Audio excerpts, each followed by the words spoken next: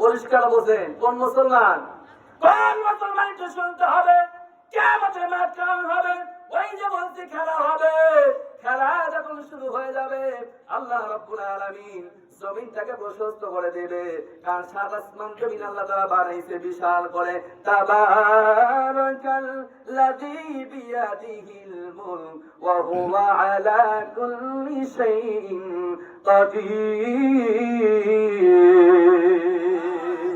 আল্লাহ রাব্বুল আলামিন সাত আসমান জমিন স্তরে স্তরে বানাইছে, তালা তালা করে বানাইছে। এটা জমিন, তারপরে আসমান, তারপরে জমিন, তারপরে আসমান, তারপরে জমিন, তারপরে আসমান, এমন করে সাতটা। কয়টা?